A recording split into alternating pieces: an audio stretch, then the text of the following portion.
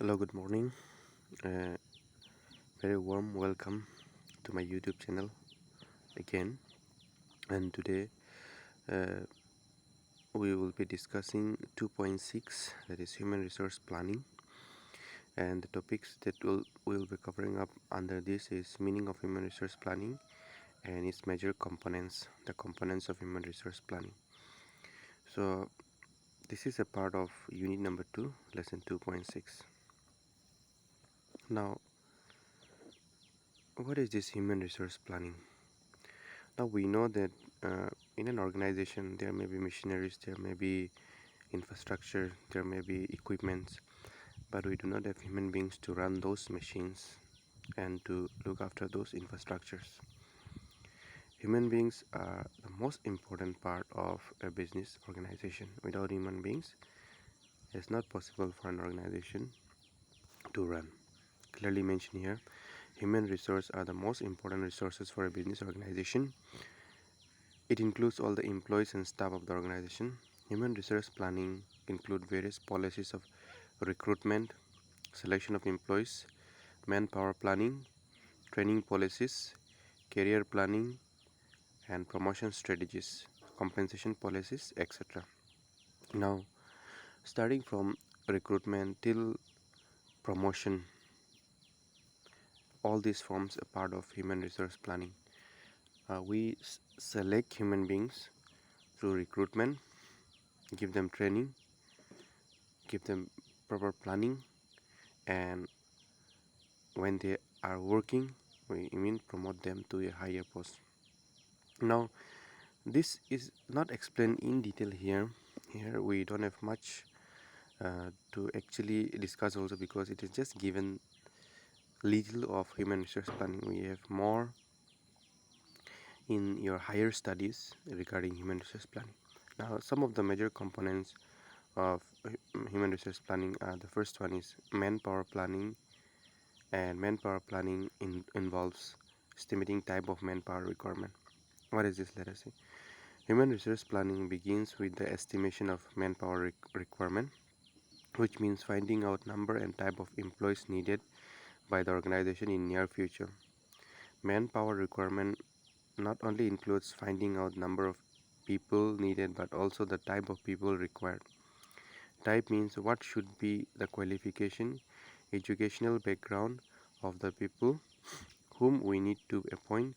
While assessing the type of manpower required, companies should also make policy regarding the number of people to be appointed from backward classes, women force, minority, etc.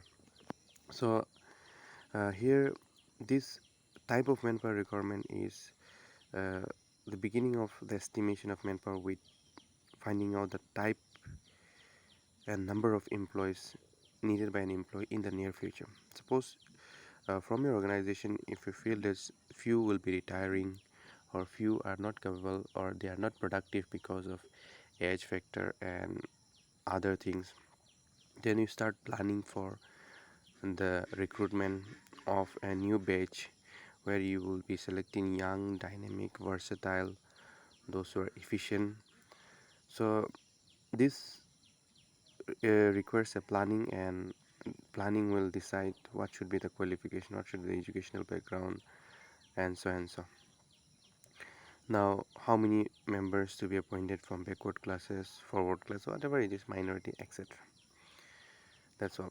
Now next component we have estimating number of manpower requirement. Now this number of manpower requirements, for estimating number of employees, company will take three steps: to workload analysis, workforce analysis, comparing both to find out requirement.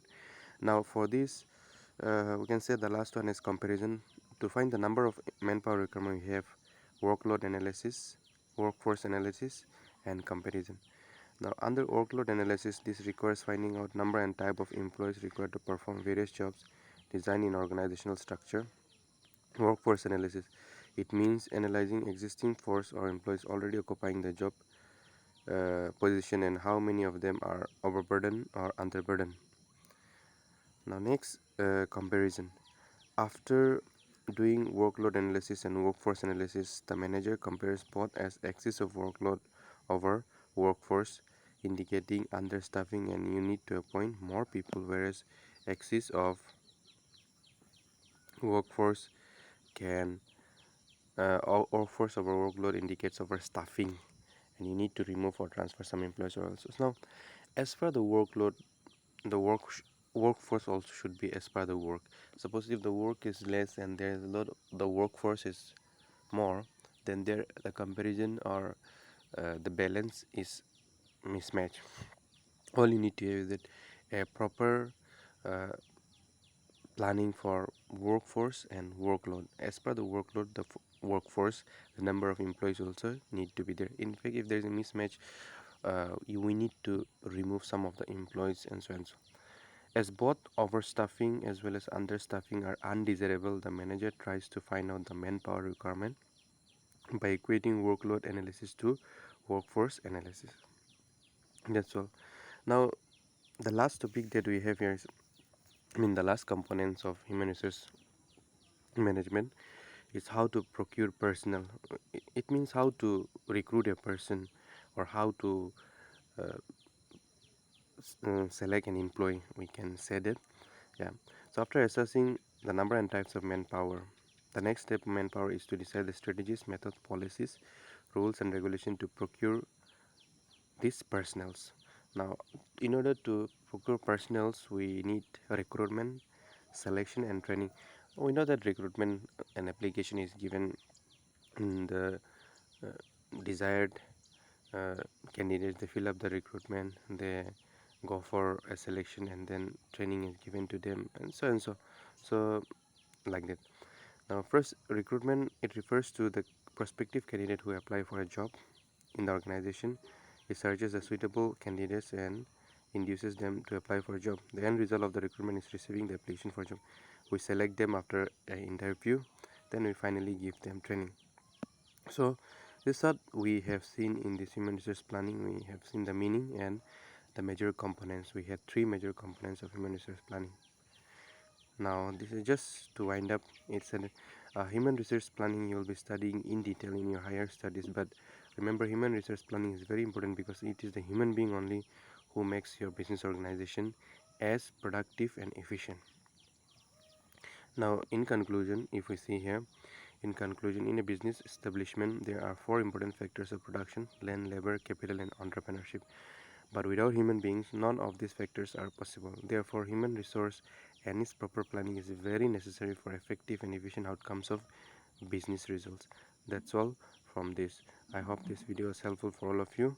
If you've enjoyed the video, do give a like and subscribe to this channel. And I want to thank all of you for watching this video.